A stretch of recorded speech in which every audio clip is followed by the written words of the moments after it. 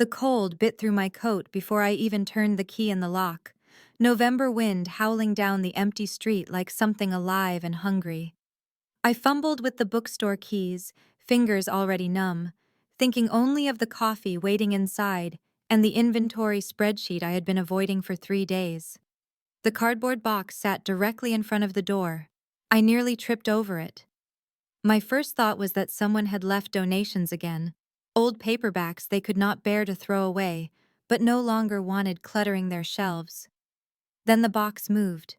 Not much, just a subtle shift that made my heart lurch sideways in my chest. I crouched down, breath fogging in the frigid air, and pulled back one of the flaps. A baby stared up at me. Gray eyes, impossibly wide, fixed on my face with an intensity that seemed far too aware for something so small. He was wrapped in blankets that looked expensive even to my untrained eye, cream-colored fabric with a subtle sheen that caught the weak morning light. He was not crying. That struck me as wrong somehow. Babies left in boxes on freezing doorsteps should be crying. His lips were tinged faintly blue. I scooped him up without thinking, box and all, and shoved my way inside the shop, slamming the door against the wind. The baby felt solid and real in my arms, warmer than I expected, but not warm enough. I set the box on the counter and carefully unwrapped one layer of blanket, checking for injuries, for anything that would explain why someone would abandon an infant outside a bookstore that barely turned a profit. That was when I saw the note. It was pinned directly to his white onesie with a silver safety pin, and even from a distance I could see the dark stains smeared across the paper. Blood stains. My hands shook as I unpinned it, careful not to prick him. The paper was heavy, expensive cardstock, and the message was written in harsh black ink that had bled slightly into the fibers. Alexander Thornhill, Pier 7, midnight. Nothing else. No explanation, no plea, just a name, a location, and a time. The blood had smeared in the shape of fingerprints, as though whoever wrote this had been injured and tried desperately to hold the paper steady. I looked down at the baby, who watched me with those unsettling gray eyes. He made a small sound, not quite a cry, more like a question. What was I supposed to do with this? Call the police seemed like the obvious answer, the responsible answer, but something about that note made my stomach twist with dread, some instinct I did not know I possessed, whispering that involving authorities might be the worst possible choice. Now please take a moment and subscribe to our channel and comment where you are watching from and what time is it.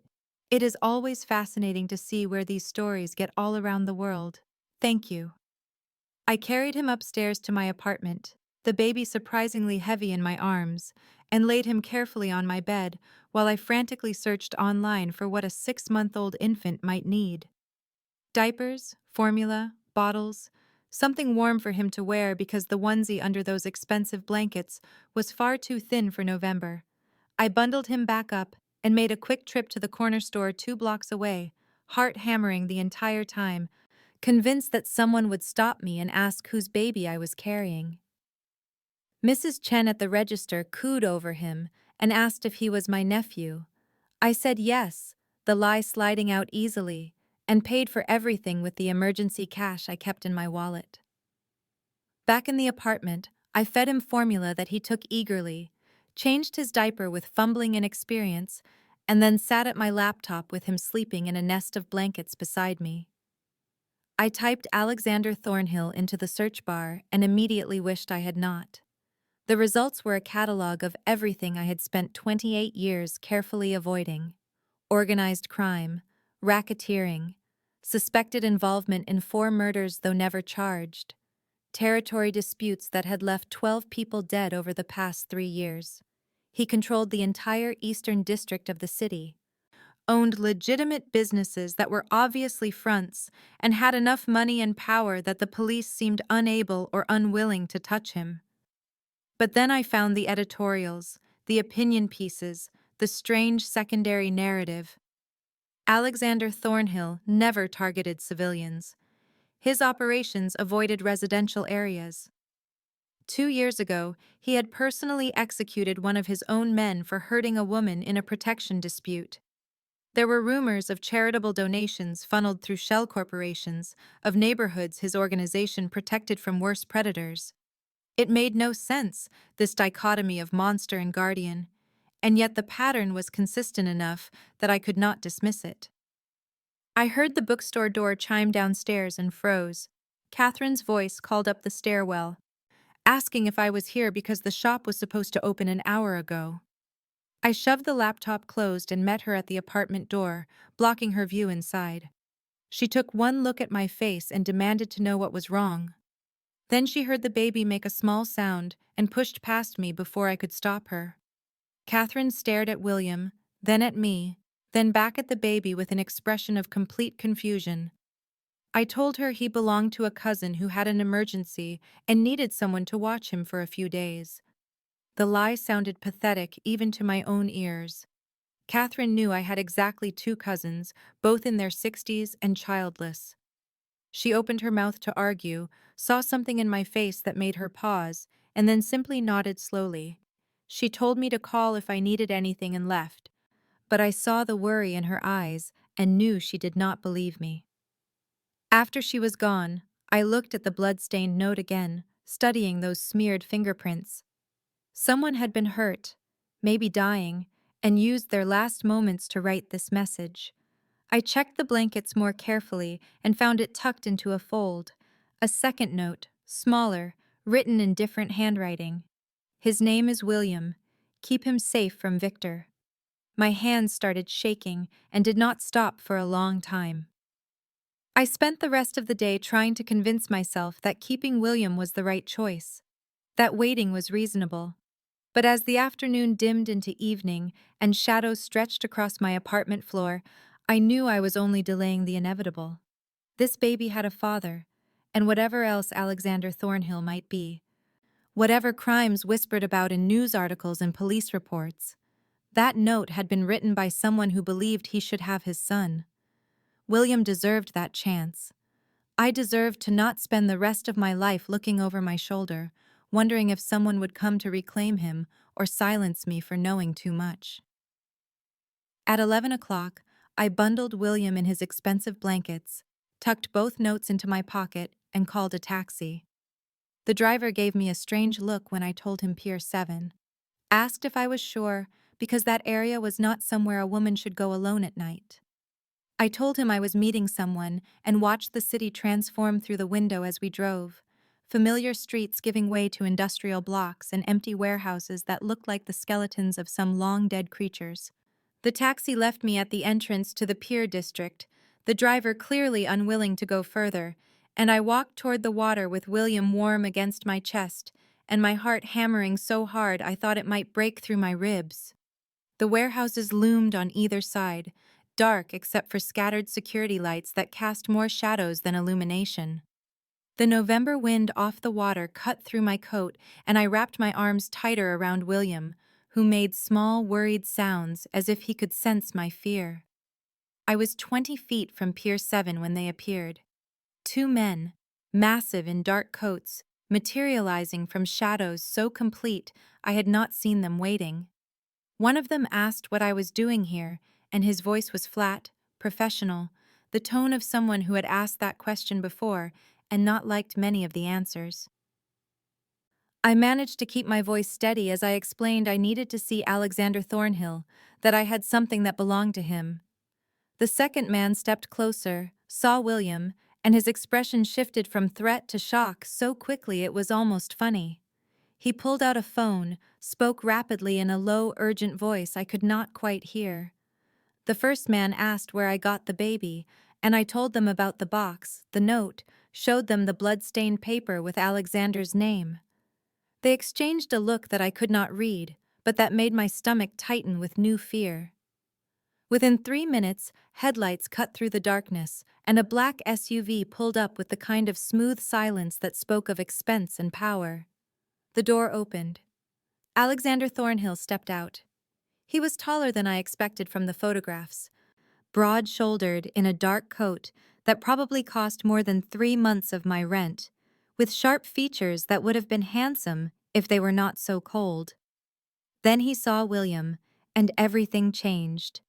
His face cracked open for just a second, shock and something raw and wounded flashing through those gray eyes that were identical to the baby's, before control slammed back down like a mask.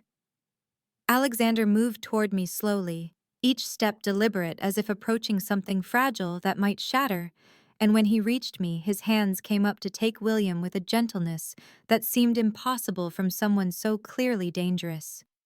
He held the baby carefully, supporting his head with a practiced ease that surprised me, and studied William's face with an intensity that made my chest tighten.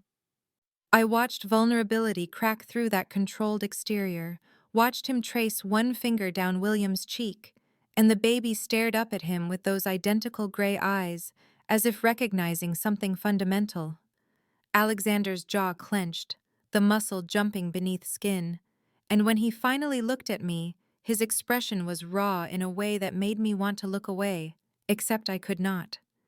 He asked where I found him, and his voice was rough, scraped raw, so I told him everything about the box outside my bookstore, the blood-stained note, the second message about keeping William safe from Victor.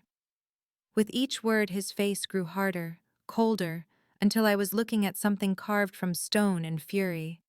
He asked if anyone followed me, and I said no, I was careful, though I had no idea if that was true or just hopeful. Alexander turned to his men and his voice changed completely, became sharp and commanding as he issued orders rapid fire. Find out who left the child and where, lock down all territories, increase security on every property, and find Victor Langley now. The two men scattered immediately, speaking into phones and radios, and I took a step backward thinking I could slip away now that I had done what the note demanded. Alexander's hand shot out and caught my wrist, not hard, but immovable, and he said we needed to talk, and I was not going anywhere yet. I tried to pull free and told him I had done what I came to do. William was his now. I wanted nothing more to do with any of this. He studied me for a long moment while holding his son against his chest, and then asked if I understood what it meant that someone left William at my bookstore specifically. I did not answer because I did not want to hear what he would say next. He explained with terrible patience that whoever left his son knew where I lived and worked, knew my face, had chosen me deliberately, and if Victor Langley was involved, then I was already a target whether I liked it or not. The words hit me like cold water, and I felt my normal, safe life crumbling around me. I insisted I wanted no part of this world, his world, whatever violence and crime he represented.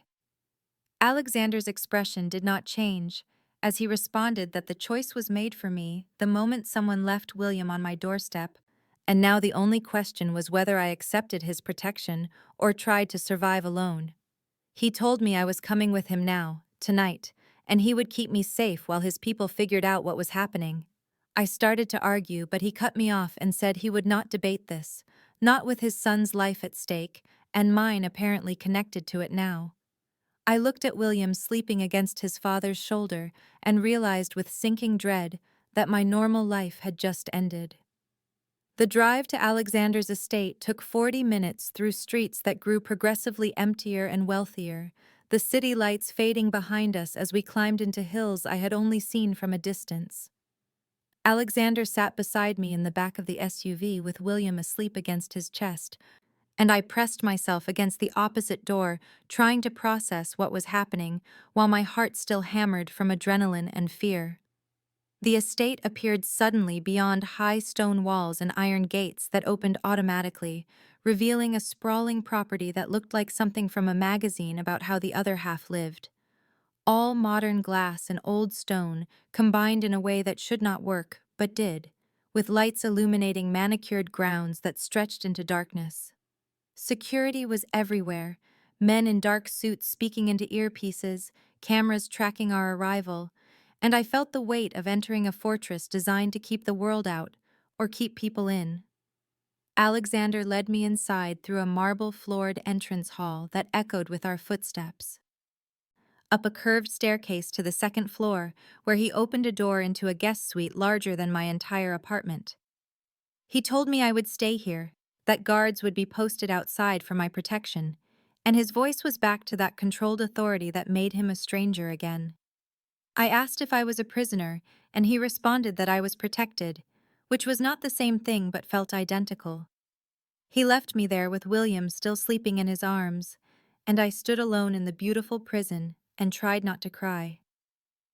An hour later, a knock at the door announced a man who introduced himself as James Redmond, Alexander's second in command, and he had the kind of face that had seen terrible things and done worse, but his eyes were kind when he looked at me. He explained the situation with the calm of a professor lecturing on a subject he had mastered. Victor Langley had been trying to destroy Alexander for months through territory disputes and violence. But using Alexander's secret son as leverage was a new and brilliant tactical move. I asked how Victor even knew about William, and James said that was what they were trying to figure out. But Alexander had kept the baby's existence hidden from everyone except his closest people because a child was vulnerability in their world. He told me about Sophia Carstairs, Alexander's lover, who disappeared 7 months ago while pregnant, and how Alexander believed she had left him because she wanted a life away from his world. Now they feared she had been taken by Victor, held until she gave birth, and then killed once William could be used as a weapon. The casual way James discussed murder and kidnapping made me feel sick, but I forced myself to listen because I needed to understand what I had stumbled into. James left me with a phone programmed with emergency numbers and a promise that I was safe here, which I did not believe. At midnight, Alexander came to my door carrying William, who was crying, and the powerful, dangerous man looked so completely lost, holding his sobbing son, that something in my chest cracked open despite every logical reason to stay detached. I showed Alexander how to warm the bottle properly and test the temperature on his wrist, and he watched my demonstration with the same intense focus I imagined he brought to business negotiations and territory disputes, learning this new language of fatherhood with determined precision. The days fell into an unexpected rhythm that felt surreal against the backdrop of guards and security measures. Mornings feeding William while Alexander disappeared into his office for hours. Afternoons when I would find him in the nursery trying to soothe his crying son with awkward but genuine tenderness. Evenings when he sat across from me at dinner and we maintained careful, polite distance like strangers forced into proximity. I saw two versions of Alexander Thornhill existing in the same body: the cold authority who commanded his men with clipped orders and hard eyes, and the uncertain father who stood at the nursery door past midnight, watching me rock William to sleep, as if memorizing something precious he might lose. On the fourth day, James arrived while I was changing William, and the expression on his face made my stomach drop before he said a word. He asked to speak with Alexander privately, but I followed them into the study anyway, some instinct telling me I needed to hear whatever news had put that look on James's face. Alexander stood behind his desk like it was a barrier against the world and told me to leave, but James said quietly that I should stay because it concerned William's mother. They found Sophia's body in a warehouse on the edge of Victor's territory, dead for at least 3 weeks based on the coroner's report, killed by a single gunshot to the head after what appeared to be months of captivity. James delivered the information with professional detachment, but his eyes were kind when he glanced at me, and I watched Alexander receive the news with a stillness that was worse than any visible reaction. His face went blank, carved from marble, and he thanked James in a voice completely empty of emotion before dismissing him. I should have left too, should have given him privacy for his grief, but instead I stood there holding William and watched Alexander's control fracture in the silence. He turned toward the window with his back to me, and I saw his hands clench into fists at his sides, saw the rigid line of his shoulders, and understood I was witnessing something he would never willingly show anyone. That night, I put William down in the nursery that Alexander had created from nothing in the 2 days since his son arrived, complete with every expensive item a baby could need purchased, with efficiency that spoke of desperation to do something right. Alexander appeared in the doorway near midnight like a ghost, still wearing the same clothes from when he received the news, and he looked at William sleeping peacefully with an expression of such raw pain that I could barely breathe. He said her name, Sophia, and it sounded like a prayer or an apology. He told me he failed to protect her because he did not know she was in danger, thought she had left him because she wanted a life away from his world, and he understood why she would make that choice. He never knew she was pregnant, never had the chance to offer her safety, and now she was dead because someone used her to get to him. I found myself crossing the space between us and saying I was sorry, inadequate words for unmeasurable loss. But he looked at me like I had offered something vital. He promised William would never suffer because of who his father was, would never be unprotected. And I realized I was seeing the man beneath the monster. I admitted I was frightened of this world, but found myself not frightened of him, and something shifted in the air between us, connection forming and shared vigil over a sleeping child. Then Alexander left abruptly, walls slamming back into place, and I stood alone wondering what was happening to me. The days blurred together in a way that felt both endless and too fast, time measured by William's feeding schedule and the rare moments when Alexander appeared in the doorway of the nursery to watch us with an expression I could not decipher. I caught him staring more frequently, those gray eyes following my movements as I changed William or sang quietly to soothe him to sleep, and the weight of his attention made my skin feel too sensitive, like I was aware of every breath and gesture under his scrutiny. The tension between us stretched tighter with each passing hour, something unspoken building in the spaces where we carefully did not touch when passing William between us, in the seconds too long that our eyes held before one of us looked away. Catherine called my phone for the 5th time in 3 days, and I answered with lies that tasted bitter. A cousin in crisis, family emergency, I would be back at the bookstore soon. Her voice carried suspicion and hurt that I was shutting her out, and I felt my old life slipping through my fingers like water, while I stood trapped in this beautiful fortress, caring for a child who was not mine and falling for a man who terrified me. On the 7th morning, James arrived with a manila envelope that he handed to Alexander in the breakfast room where I sat feeding William, and I watched Alexander's face turn to carved ice as he examined the contents. He passed me a photograph without a word. My bookstore exterior in afternoon light, me visible through the window arranging books on a display, and drawn over my face in red marker was a target with crosshairs centered on my forehead. My hands started shaking so badly that Alexander took William from me before I could drop him, and I heard him speaking to James in that cold, lethal voice about increased security and finding who took the photo and making Victor understand there would be consequences. I stood abruptly and said I needed to leave, needed to go back to my apartment. I could not stay here indefinitely like some prisoner. Alexander turned that frozen fury on me and said I was not leaving this estate, not now, not until Victor was eliminated. I argued that I could not live like this, trapped and guarded and cut off from everything I knew. He crossed the space between us in 2 strides and stood too close, invading my air, and said in a voice like gravel that I would live, and that was all that mattered. My comfort was irrelevant compared to my survival. We stood there breathing hard, faces inches apart, and I felt the pull between us like a physical force dragging me towards something dangerous and inevitable. James cleared his throat and said they had identified Sophia's killer, one of Victor's top enforcers, currently located at a warehouse in Victor's territory. Alexander's expression shifted into something predatory, and he left without another word, James following, and I was alone with William wondering why my heart was racing with fear that had nothing to do with the threat to my life. Hours crawled past while I tried to focus on William, feeding him and playing with him and changing him, but my mind kept circling back to where Alexander had gone and what he was doing and whether he would come back. Near midnight, I heard the front door and then his footsteps on the stairs, and I met him in the hallway outside the nursery, where light from the sconces cast shadows across his face. His knuckles were split and crusted with blood that was certainly not his own, and he looked at me with something wild and dark in his eyes, waiting for my revulsion.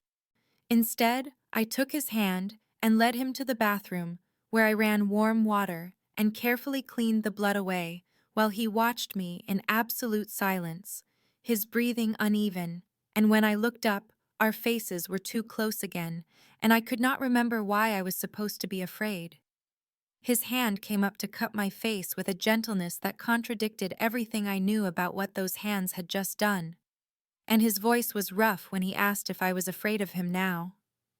I should have said yes, should have pulled away from the man who had just exacted brutal revenge on another human being, but instead, I found myself leaning into his touch and admitting that I should be terrified, but somehow I was not.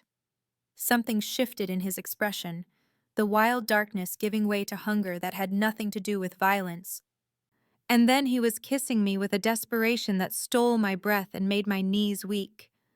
I kissed him back despite every logical reason this was wrong, despite knowing he was a criminal and dangerous, and I barely knew him, because nothing in my careful, orderly life had ever felt as real as his mouth on mine and his clean hands framing my face. The kiss deepened, and I felt myself drowning in sensation, in the taste of him, and the heat of his body, and the way his fingers tangled in my hair, like he was afraid I would disappear. Then William cried from the nursery down the hall, and the sound broke through the moment like cold water, shocking us both back to reality. We separated abruptly, and I stumbled backward until my spine hit the wall, both of us breathing hard and staring at each other across the small bathroom. Alexander's expression was raw and unguarded for just a second before his control slammed back into place, and he stepped back to give me space to escape. I fled without a word, practically running down the hallway to the nursery where William was fussing in his crib, and I picked him up with shaking hands and held him against my racing heart.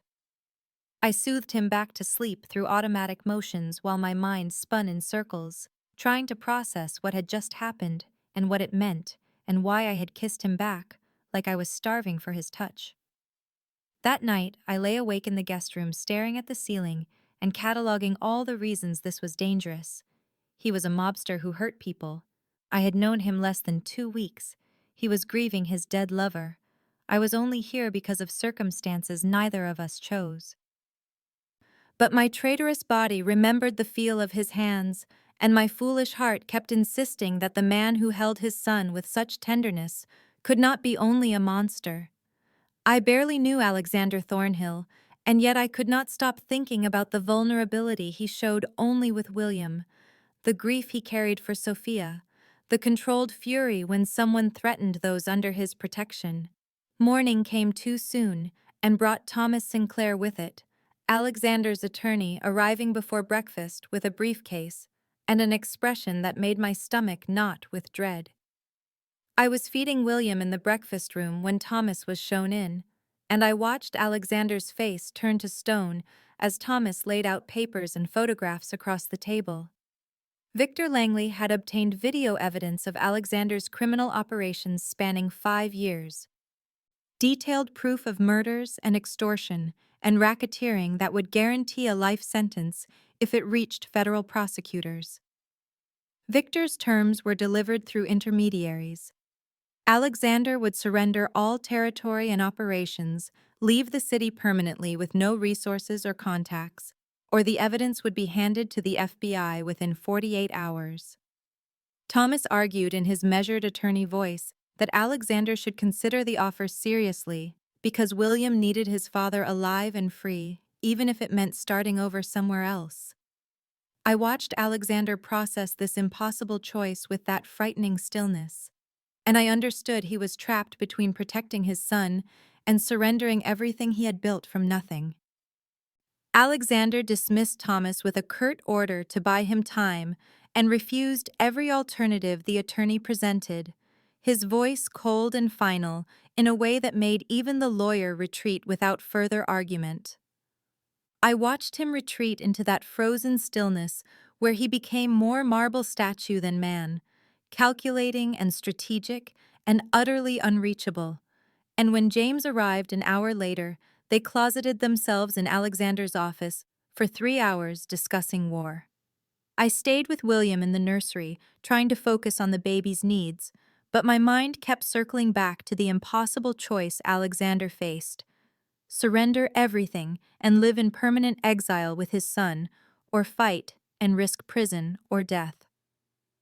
When Alexander finally emerged in the early evening, I followed him to his office despite the guard's uncertain looks and closed the door behind us. He stood at the window overlooking the grounds with his back to me, and I asked if pride was truly worth William losing his father to either prison or a bullet.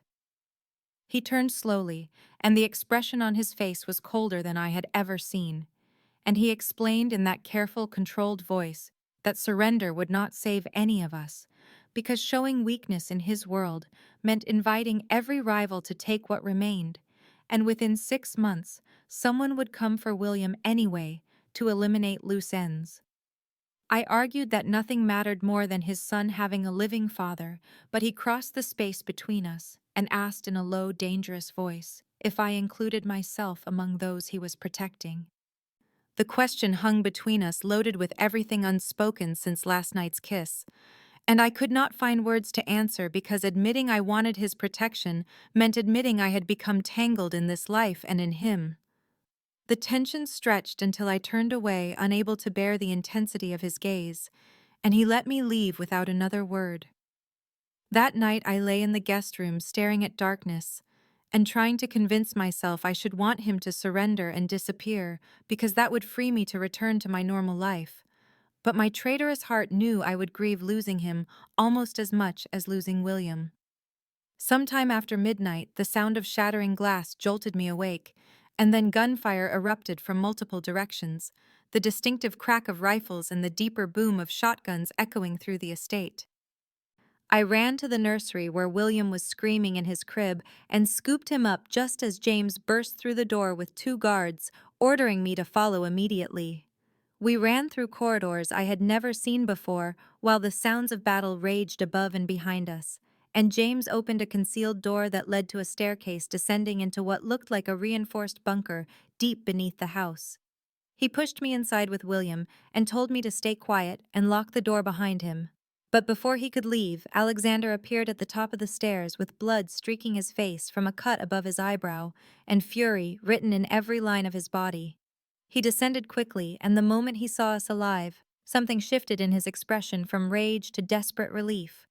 And he took William from my arms and wrapped his other arm around me and held us both against his chest while his heart hammered against my cheek. The door sealed with a heavy metallic thud, and the sounds of gunfire became muffled and distant, and I realized I was shaking so hard my teeth were chattering, but Alexander's solid presence anchored me to something real.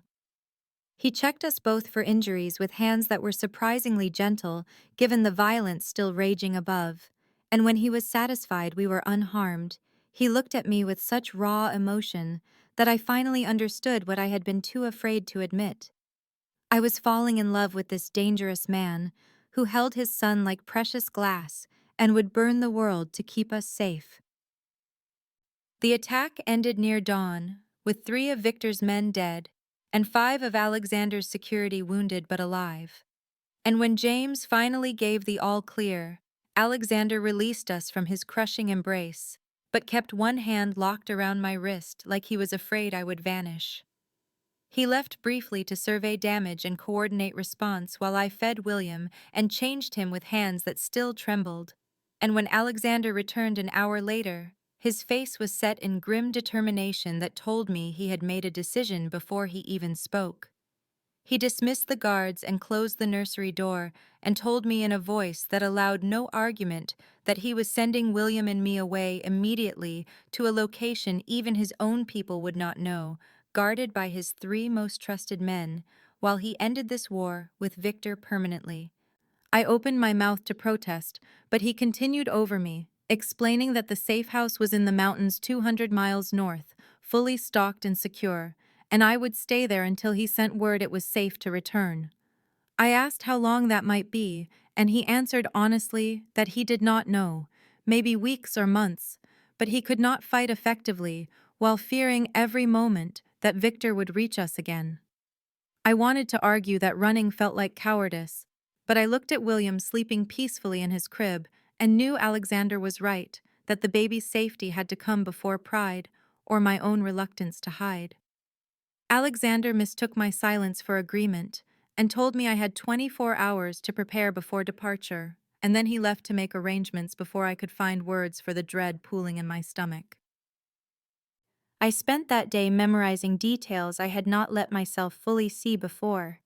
The exact gray of Alexander's eyes, and how they softened when he looked at his son.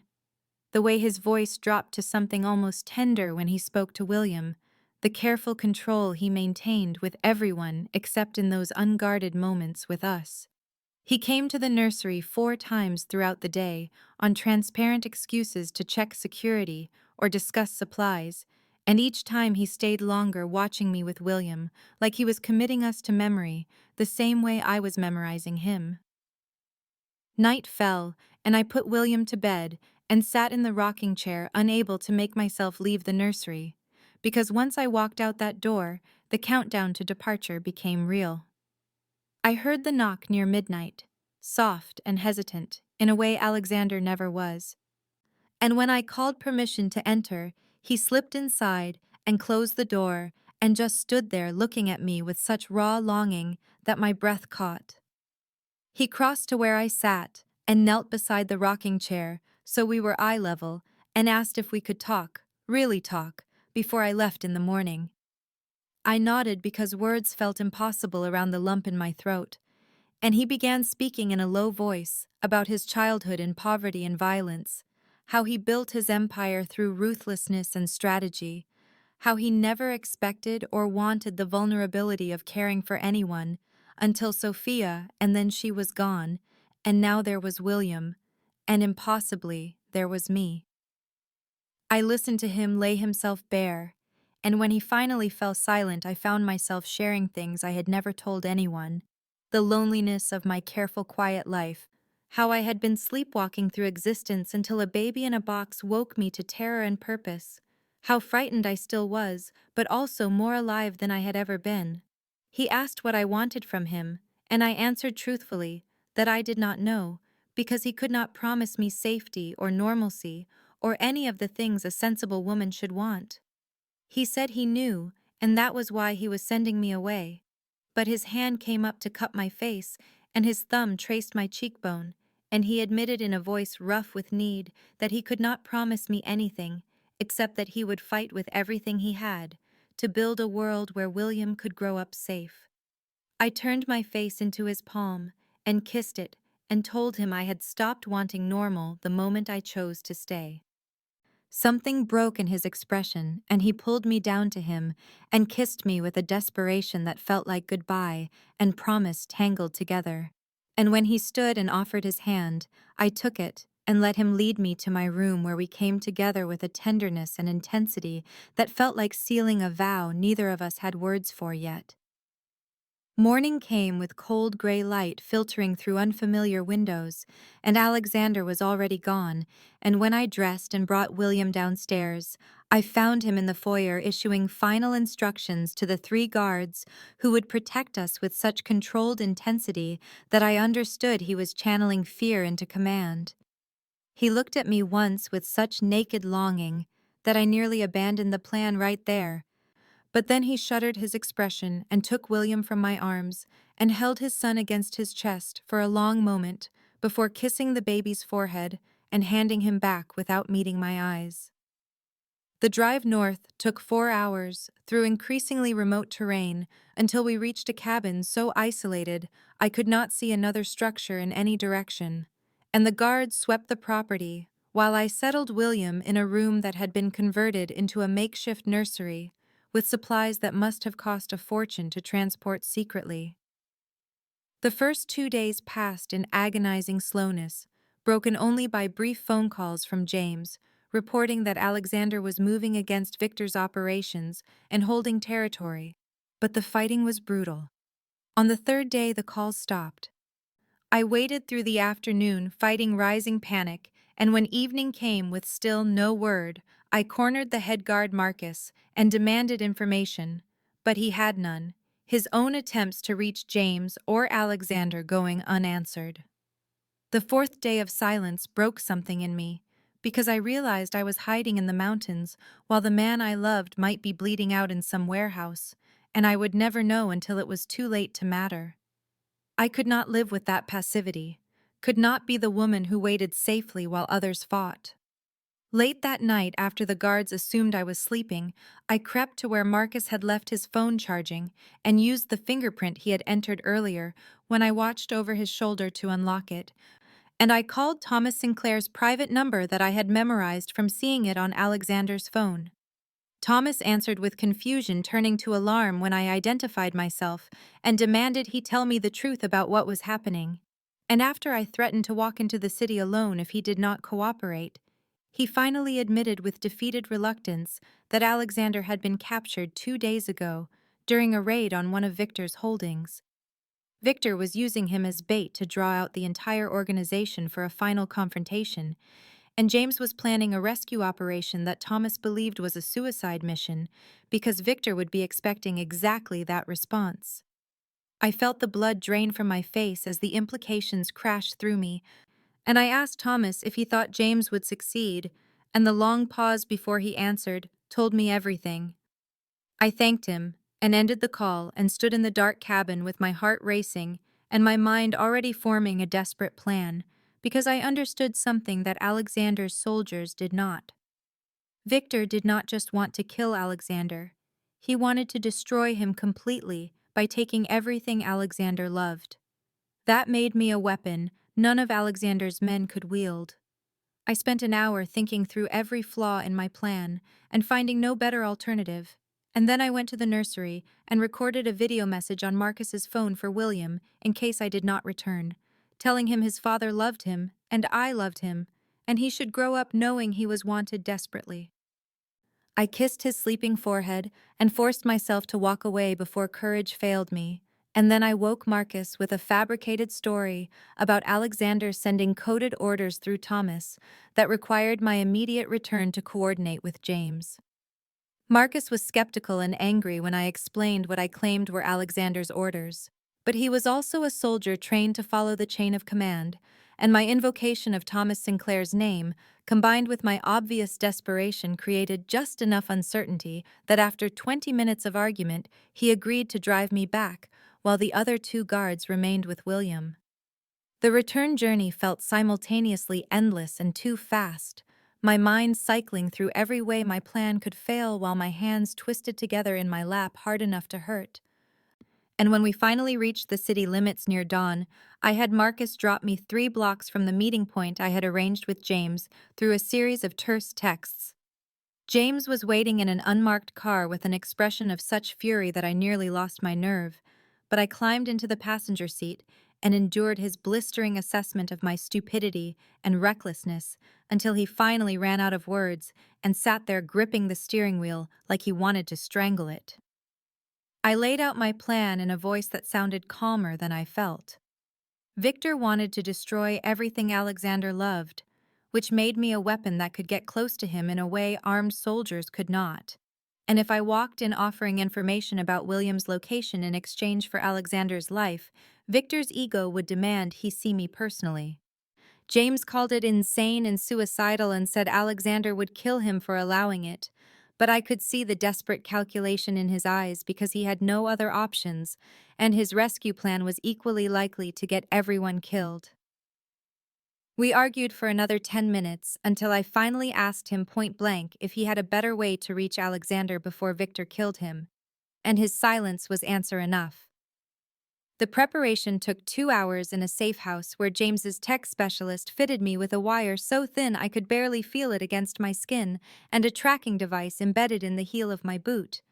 And James made me repeat the plan 4 times until he was satisfied I understood that my only job was to get into the room with Victor and keep him talking long enough for the assault team to reach our position. I changed into clean clothes that did not look like I had been hiding in the mountains, pulled my hair back with shaking hands, and tried not to think about all the ways I might die in the next few hours.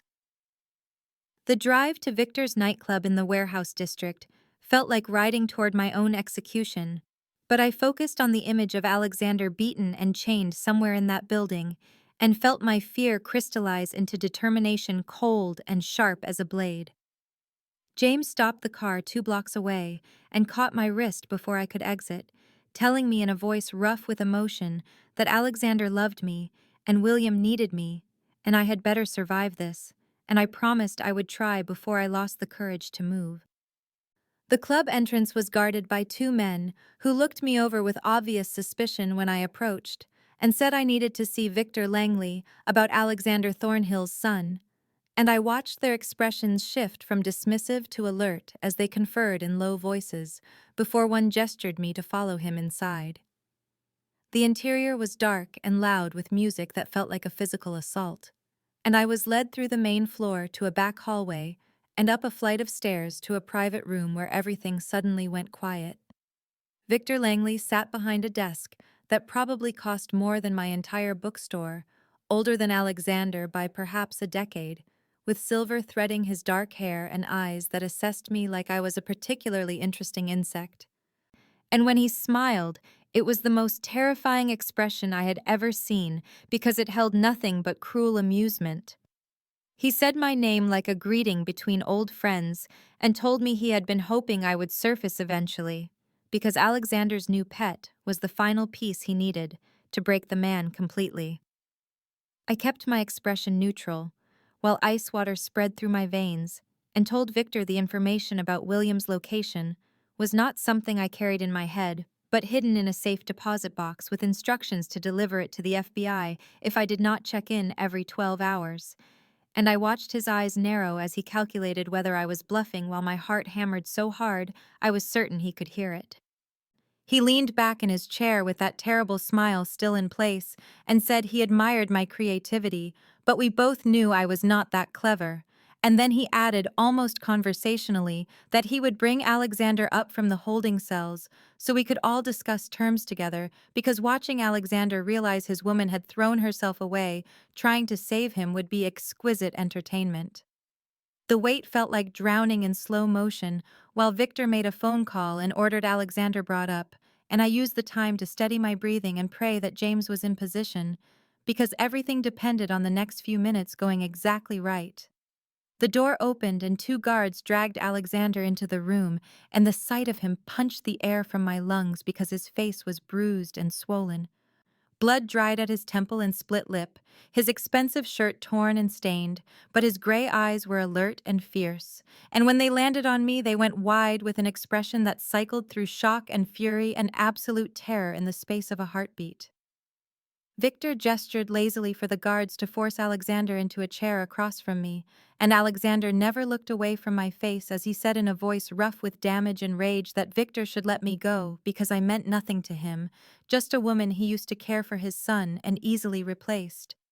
Victor laughed with genuine delight and said that Alexander was a terrible liar when it came to matters of the heart, and I watched Alexander's jaw clench as he finally dragged his gaze away from me to focus on Victor with an expression of such concentrated hatred that I understood why men feared him. I met Alexander's eyes across the space between us and tried to communicate with just my look that he needed to trust me, that I had not come here to die stupidly but with a plan. And I saw the moment he understood there was more happening than Victor knew, because something shifted in his expression from desperation to cold calculation. Victor was enjoying himself too much to notice as he proposed his new terms with the air of a man offering generous mercy. Alexander would sign over every territory, every business, every asset to Victor's control, and then leave the country immediately with no money and no protection. And in exchange, Victor would let us both live long enough to reach the airport. Alexander said nothing for a long moment, and I could see him weighing options and finding them all wanting, and then he said in a flat voice that he would never give Victor everything he built, and if we were going to die anyway, he would prefer it be while spitting in Victor's face.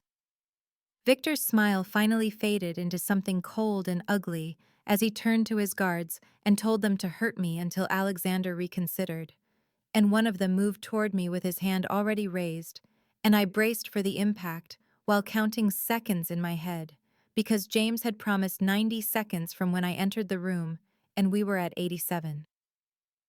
The guard's hand never landed because the building suddenly exploded with the sound of gunfire and shouting, and Victor lurched to his feet as his office door splintered inward, and Alexander moved faster than should have been possible for someone beaten and restrained as he smashed his forehead into the nearest guard's face and twisted free. Everything happened in fragmented chaos as Alexander launched himself at the remaining guard, while James and 3 of his men poured through the shattered doorway with weapons raised, and I threw myself sideways out of my chair as gunfire exploded through the room loud enough to make my ears ring. Victor was shouting orders while scrambling toward a back exit, but James cut him off with cold efficiency, and I saw Alexander take down his second guard with brutal precision, despite the injuries that should have slowed him before his eyes found me on the floor, and he crossed the space between us in 4 long strides. He hauled me to my feet with hands that shook slightly as they ran over my arms and face checking for damage, and I grabbed his torn shirt and held on while the firefight continued around us until James barked that the building was secured and we needed to move immediately. Alexander kept one arm locked around me as we ran through corridors filled with smoke and the aftermath of violence, and I stumbled twice before he simply lifted me and carried me the rest of the way to the waiting vehicles outside where the night air hit my face cold and sharp. James drove with lethal focus while Alexander held me in the back seat, and I could feel the tremors running through his body that matched my own. And neither of us spoke during the 20-minute drive to what James tersely identified as a backup safe house in an industrial area I did not recognize. Inside the nondescript building, Alexander finally released me and then immediately turned on me with such fury blazing in his gray eyes that I took an involuntary step backward. He demanded to know what I was thinking walking into Victor's stronghold like I had any right to risk my life that way. And I felt my own anger rise hot and sharp as I shouted back that he was going to die in that cell, and I refused to hide in the mountains waiting for news of his death. Our voices escalated as we threw words like weapons, Alexander saying I could have been killed or worse, and me firing back that the same applied to him. And the argument grew more heated until suddenly we were standing chest to chest, both breathing hard, and the fury transformed into something equally intense but entirely different. Alexander grabbed my face between his battered hands and kissed me with desperate hunger, and I responded just as fiercely, because we were both alive against impossible odds and needed to confirm it through touch and taste and the reassurance of solid flesh. The kiss was rough and consuming until Alexander wrenched himself back with visible effort and said in a voice scraped raw that I could not be part of this life, because tonight proved how easily I could be destroyed by his world. I felt something crack inside my chest as I understood he was trying to push me away from my protection, and I refused to accept it as I told him with absolute clarity that I chose this and chose him, and he did not get to make that decision for me.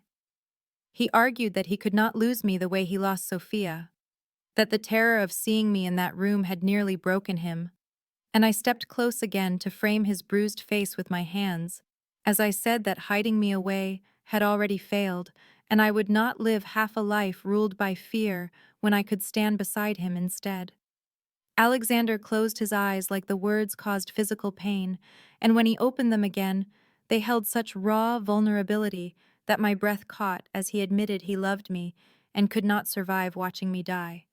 I told him I loved him too, and that meant accepting we faced danger together rather than separated by his misguided protection, and I watched him struggle between the need to keep me safe and the impossibility of letting me go, until finally something in him surrendered.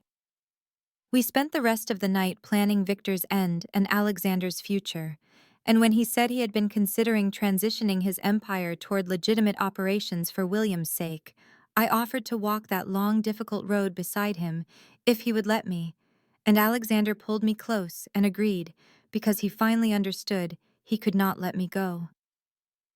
The final confrontation with Victor happened on Alexander's terms, exactly 48 hours after our escape from his nightclub, when James delivered the intelligence we needed with cold satisfaction in his voice, and I watched Alexander transform into the ruthless strategist his reputation promised as he coordinated his forces with lethal precision.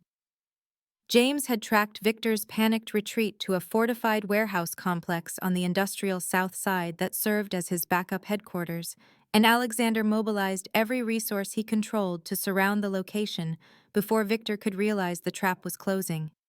I insisted on being present despite Alexander's initial refusal, and the look he gave me held equal parts frustration and resignation because he understood I would not be left behind again. So I found myself in the command vehicle 2 blocks from the target, wearing a bulletproof vest that felt absurdly heavy. Alexander made one final attempt at negotiation, calling Victor directly to offer terms that were more generous than the man deserved. Leave the city permanently with enough money to start over somewhere far away, or die in the warehouse tonight. I could hear Victor's voice through the speaker, arrogant and dismissive as he refused because he believed his fortifications and remaining men would be enough to withstand a siege, and I saw the moment Alexander's expression went flat and cold as he ended the call and gave James the order to proceed.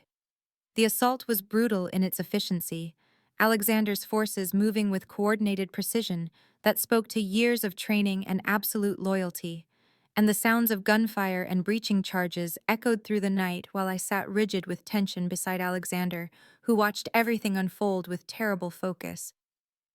It lasted less than 30 minutes before James reported that Victor's defenses had collapsed, and the man himself was captured alive per Alexander's specific orders.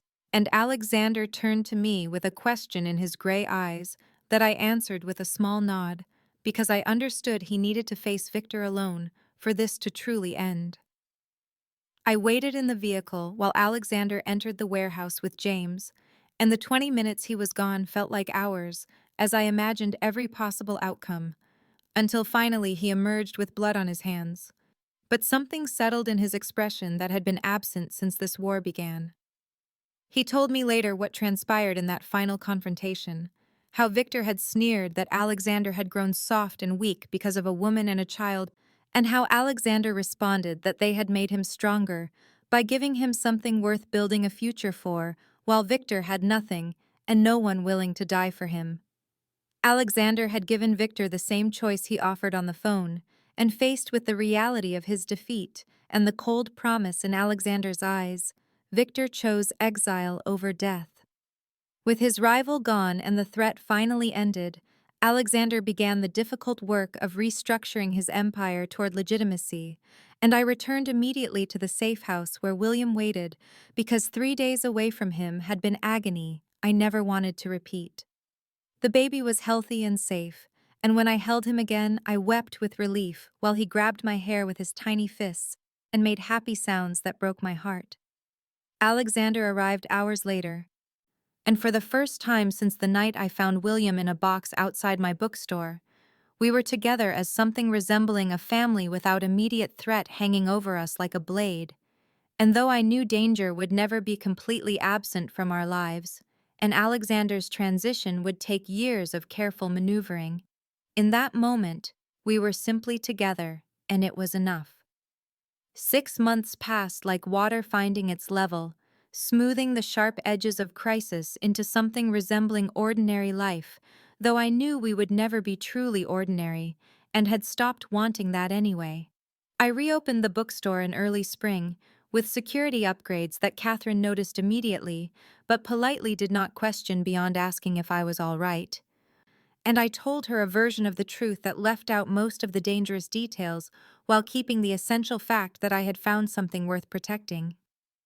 Most nights I stayed at the estate with Alexander and William, but I kept my apartment above the shop because I needed that piece of independence to feel like myself, and Alexander understood without me having to explain because he had learned to read my silences as well as my words. William thrived in ways that made my heart ache with joy, growing from the tiny infant I found in a box into a baby who smiled and laughed and reached for us with recognition in those gray eyes he inherited from his father. Alexander was gradually transitioning his empire toward legitimate operations through careful moves that Thomas orchestrated legally, while James handled the delicate politics internally, converting territory into real estate holdings and protection rackets into private security contracts that operated within the law if not entirely within its spirit. Some of Alexander's organization resented the changes and left for more traditional criminal enterprises, but others welcomed the shift towards sustainability and reduced risk. And James remained absolutely loyal through all of it, as Alexander's right hand, and the one person besides me who saw the full scope of what he was building. Our relationship deepened through the small domestic rituals that somehow felt more intimate than the dramatic moments of danger. Shared meals where William threw food and we laughed.